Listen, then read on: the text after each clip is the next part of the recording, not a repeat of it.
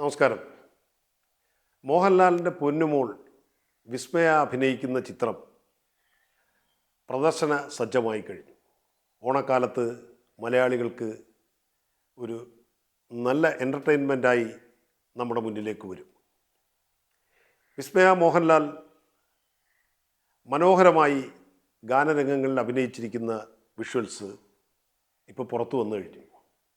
അപ്പോൾ ഈ സിനിമ പുറത്തു വരുന്നതോടുകൂടി മലയാള സിനിമ തറവാട്ടിൽ മോഹൻലാലിൻ്റെ കുടുംബം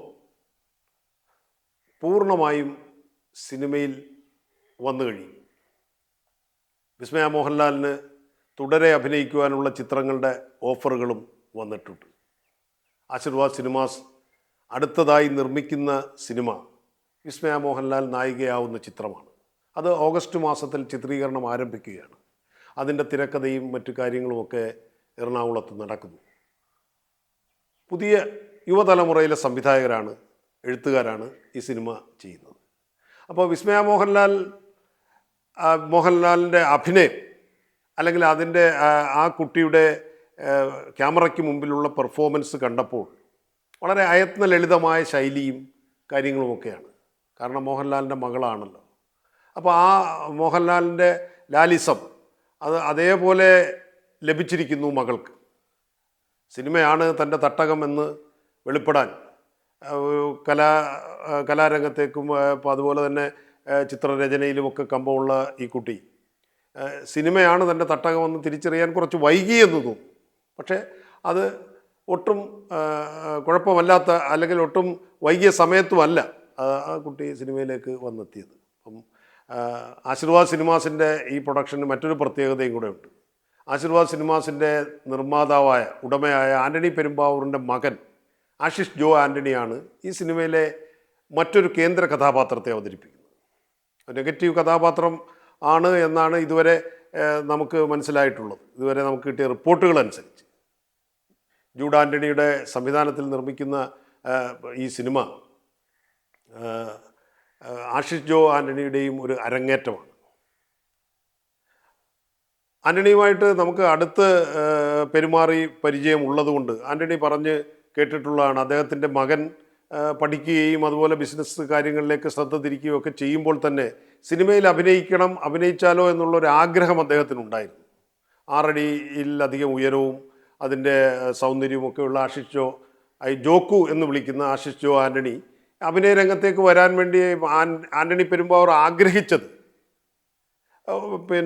മോഹൻലാലിൻ്റെ മകൻ പ്രണവ് നായകനായി അഭിനയിക്കുന്ന ഒരു ചിത്രത്തിൽ അഭിനയിച്ചുകൊണ്ടാവണം എന്നുള്ളൊരു ആഗ്രഹം അദ്ദേഹം പലപ്പോഴും മുൻകാലങ്ങളിൽ പങ്കുവച്ചിട്ടുണ്ട്. അപ്പോൾ ആൻ്റണിക്ക് കുറച്ച് ദീർഘവീക്ഷണവും കാര്യങ്ങളെക്കുറിച്ച് കാണാനുള്ള ഒരു പക്വതയൊക്കെ ഉള്ള ഒരാളാണ്. അപ്പോൾ അദ്ദേഹത്തിൻ്റെ മകൻ സിനിമയിൽ വരികയാണെങ്കിൽ ആ സിനിമയിൽ നായകനായിട്ട് പ്രണവ് മോഹൻലാലും വില്ലൻ വേഷത്തിൽ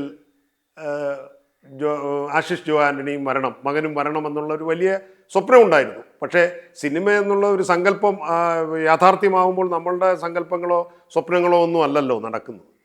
ആൻ്റണി ചിന്തിച്ചതുമല്ലല്ലോ ഇപ്പോൾ നടക്കുന്നത്. അപ്പോൾ സിനിമയിലെ ഇപ്പം മോഹൻലാലിൻ്റെ മകളുടെ